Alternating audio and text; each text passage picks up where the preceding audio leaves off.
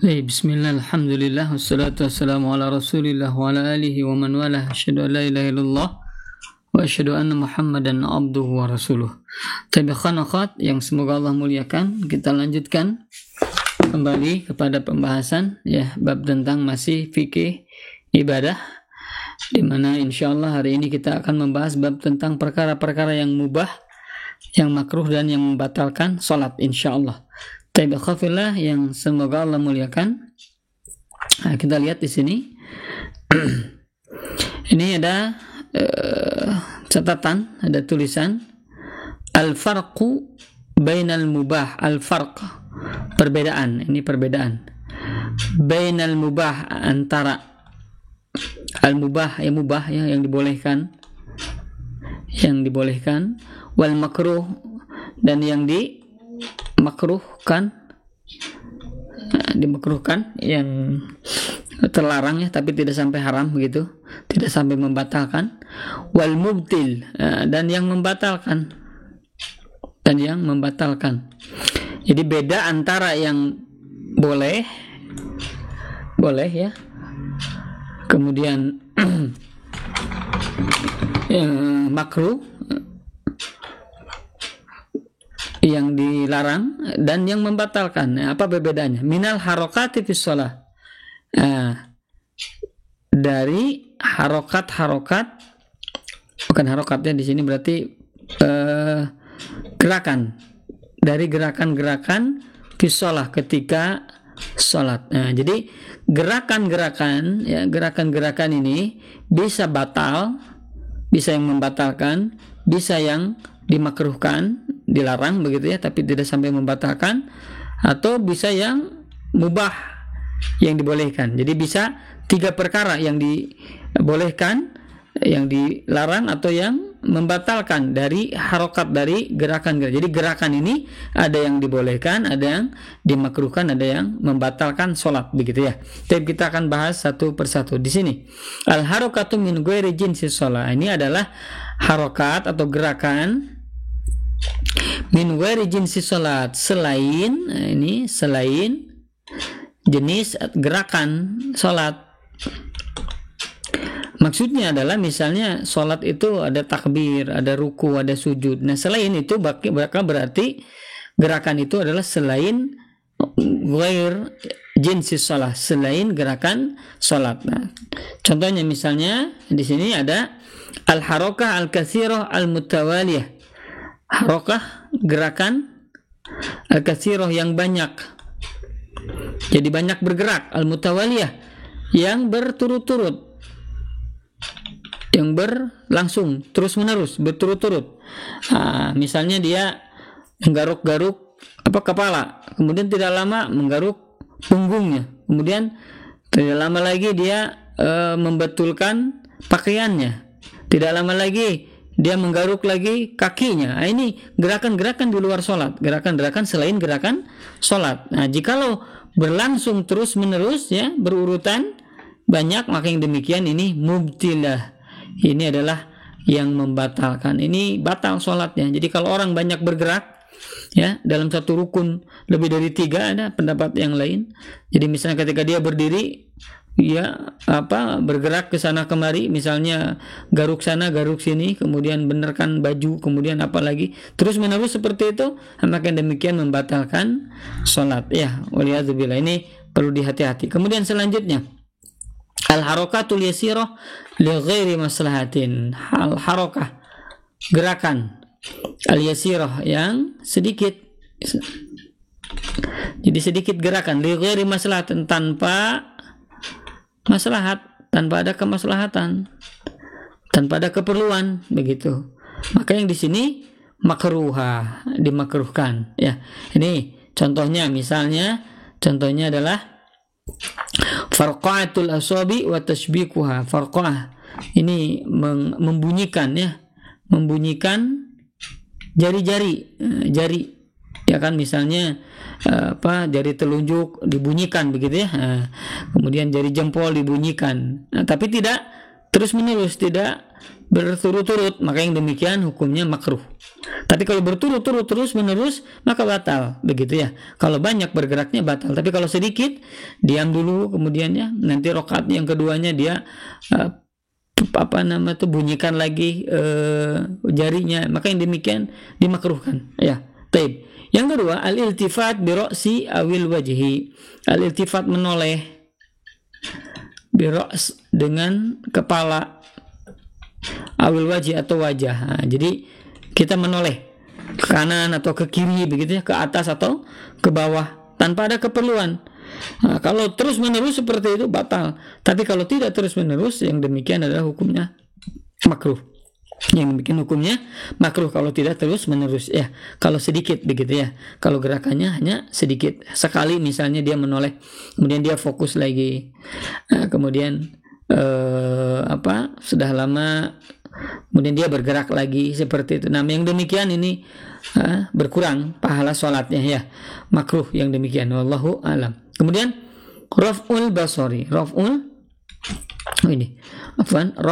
basari. Ini raf'u mengangkat, al-basar pandangan. Nah, jadi kita melihat ke atas, atau mungkin bisa jadi mata kita melihat ke pinggir, kanan, kiri dan lain sebagainya. Demikian ini tidak membatalkan tapi terlarang, makruh ya. Yang demikian. Allahu a'lam ya. Taib. Kemudian yang ketiga, al-harakatu al-yasirah lil maslahah. Harakah ini gerakan sama yasirah, sedikit ya.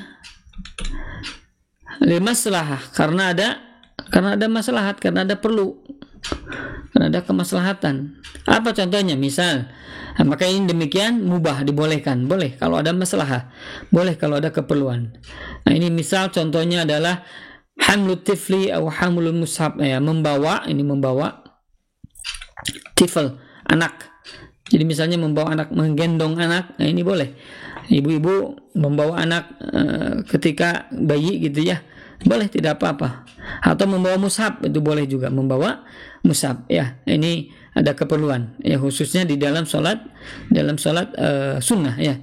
Adapun sholat wajib dihindari ya. Bahkan ada orang yang ulama yang mengatakan tidak boleh membawa mushaf, membaca mushaf ketika di dalam sholat fardu ya. Adapun sholat sunnah khususnya adalah sholat tarawih atau qiyamul lail, maka dibolehkan ya. Ini dibolehkan ya. Taib. Ini yang pertama. Jadi membawa anak kecil atau membawa mushaf ini dibolehkan ya, sebagaimana Nabi SAW beliau pernah menggendong cucunya, begitu ya, Hasan Husain. Kalau tuh kemudian beliau ketika bersujud, cucu-cucunya ada di punggung beliau sampai beliau lama sujudnya, sampai para sahabat menoleh, ada apa, kenapa begitu lama?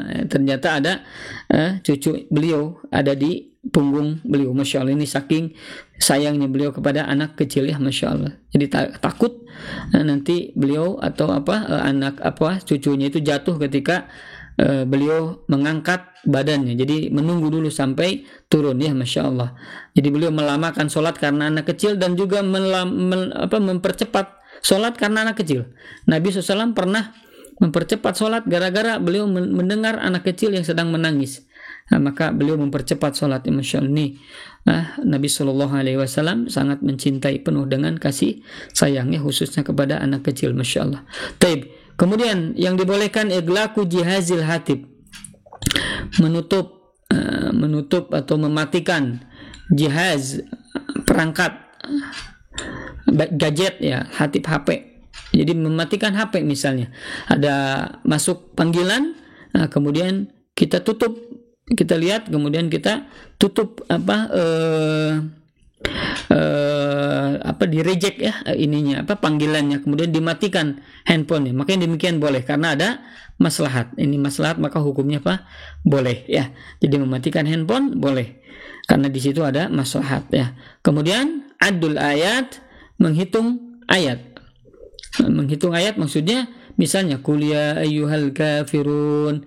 Nah, kemudian kita mengangkat jari kita satu, la a'budu ma ta'budun dua, begitu ya. Nah, ini yang demikian dibolehkan ya karena ada keperluan ya, takut lupa dan lain sebagainya, maka dibolehkan. Kemudian yang keempat, fathul bab, membuka pintu. Ini membuka Al-bab, pintu. Ini Nabi SAW pernah membukakan pintu untuk Aisyah padahal beliau sedang sholat ya. Akan tetapi membuka pintu ini ya karena rumah Nabi SAW kecil, jadi bergeraknya sedikit begitu ya. Adapun misalnya kita kalau rumah kita besar, ada 2 lantai begitu ya, kita sholat di lantai 2, kemudian ada yang mengetuk pintu di lantai awal, kemudian kita turun membuka pintu, ya ini tidak, ini membatalkan sholat. Maka ya bertahan aja dulu sampai selesai sholat sunnah, atau kita keraskan agar mereka atau yang mengetuk itu mengetahui bahwa kita sedang sholat ya. Wallahu alam. Demikian. Kemudian ini tanggung ya insyaallah.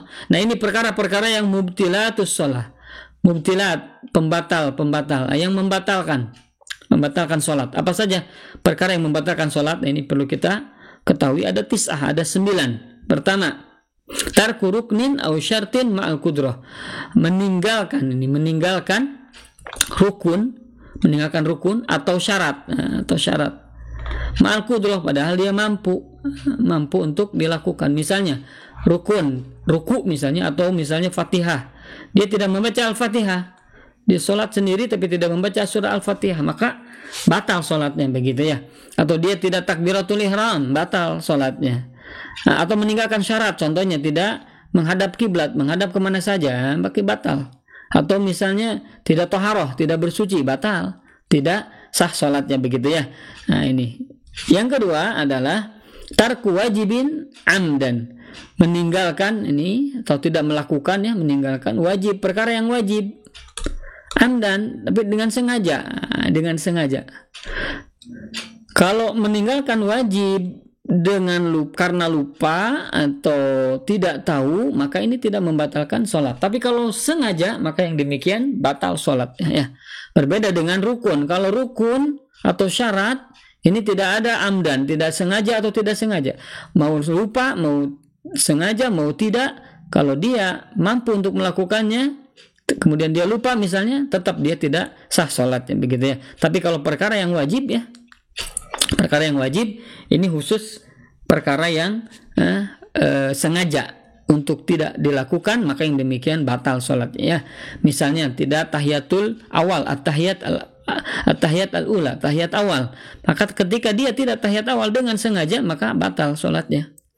Tasbih misalnya subhana rabbiyal azim begitu ya, tidak mau membaca, nah, maka hukumnya batal. Kenapa? Karena sengaja tidak meninggalkan perkara yang wajib, hukumnya batal, yang membatalkan sholat. Kemudian yang ketiga, ziyadatu ruknin fi'liyin amdan. Ziyadah, menambah. Nah, ini menambah rukun fi'liyin itu rukun yang berperbuatan.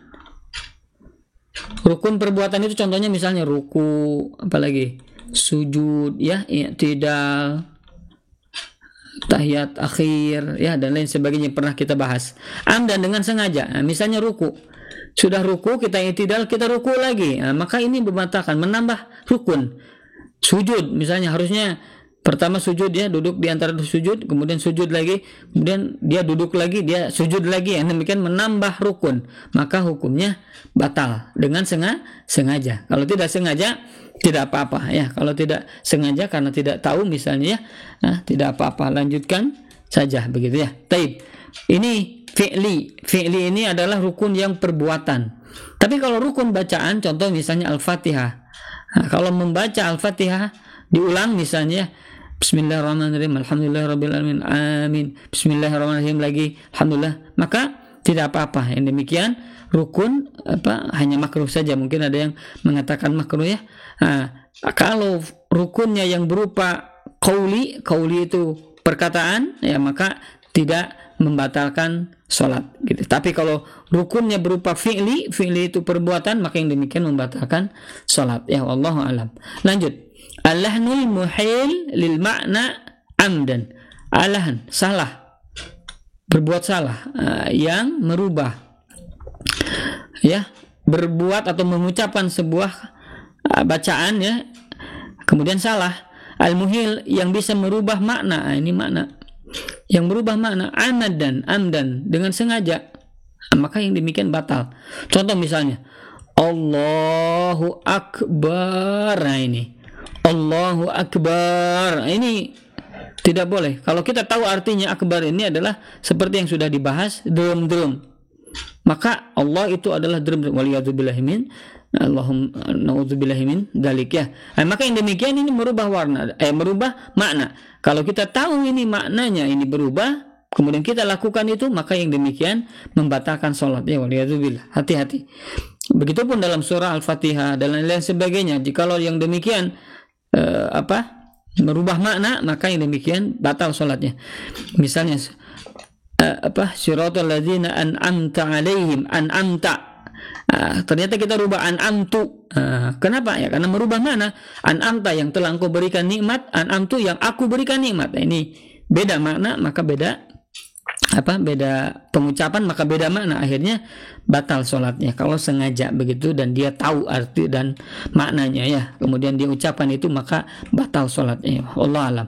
Kemudian assalamu qabla tamami sholati amdan, salam, ucapan salam, assalamualaikum warahmatullah, sebelum qabla ini sebelum, tamam sempurna, selesai atau selesai sholat. Jadi sebelum sholat selesai ucapkan salam dengan sengaja, assalamualaikum warahmatullah, padahal kita sedang ruku, batal salatnya langsung otomatis ya. Jadi hati-hati, jangan mengucapkan salam sebelum waktunya begitu ya. Berbeda dengan tasbih, misal subhanallah walhamdulillah astagfirullahaladzim, boleh itu ketika di dalam salat, tidak masalah, tidak membatalkan salat. Tapi kalau salam diucapkan sebelum waktunya, maka membatalkan sholat ya. Allah alam, demikian. Kemudian al-kalam, berbicara, jelasnya berbicara. Bahasa-bahasa kita ini tidak boleh ya. Bahasa Arab pun tidak boleh, apalagi bahasa kita, bahasa Indonesia, bahasa Sunda dan bahasa daerah lainnya tidak boleh ya, batal sholatnya otomatis. Kemudian al-harakatul katsiru al-mutawaliyah urfan, ini yang tadi ya. Al-harakah ini pergerakan atau gerakan, al-katsiro yang banyak, al-mutawaliyah yang terus menerus, urfan secara kebiasaan ya. Artinya misalnya tadi yang pernah disampaikan, garuk-garuk, membetulkan baju dan lain sebagainya, banyak gerakan-gerakan di luar jenis gerakan sholat dan itu berurutan terus menerus, makin demikian membatalkan sholat. Ini sudah dibahas ya. Kemudian yang selanjutnya al-qohqoha, qohqoha itu tertawa, terbahak-bahak, tertawa, hahaha begitu ya, hehehe dan sebagainya, tertawa, maka yang demikian membatalkan sholat. Hati-hati, jangan sampai tertawa. Kalau tertawa membatalkan sholat ya. Kemudian al-aklu wasyurbu, al-akl wasyurb yaitu makan dan minum. Nah, ini makan dan minum ini tidak boleh ya. Minum tidak boleh, makan minum batal sholatnya, walaupun hanya permen ataupun misalnya waliyadzubillah rokok misalnya demikian, maka batal sholatnya. Kenapa? Karena rokok itu masuk ke dalam syurb ya, minuman. Wallahu alam. Nah, dikecualikan ya minuman di sini dalam sholat sunnah, khususnya sholat qiyamul lail.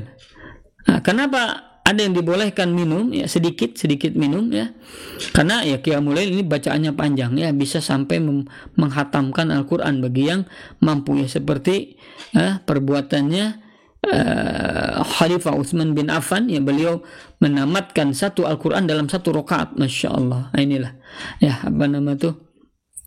kata beliau, jikalau hati seorang hamba bersih ya, maka dia tidak akan kenyang dari kalamullah, dia tidak akan merasa kenyang dari Al-Quran. Masya Allah. Ini ya, Allahu Akbar ya. Mudah-mudahan Allah ampuni kekurangan kita dari rasa cinta kita kepada Al-Quran ya, waliyadzubillah ya.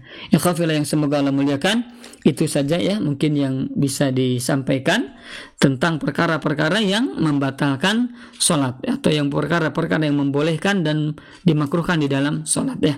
Mudah-mudahan bisa difahami ya. Kalau ada hal-hal yang ingin ditanyakan, silahkan ditanyakan ya. Allah alam. Aqulu qouli hadza wa astaghfirullah li wa lakum. Wassalamualaikum warahmatullahi wabarakatuh.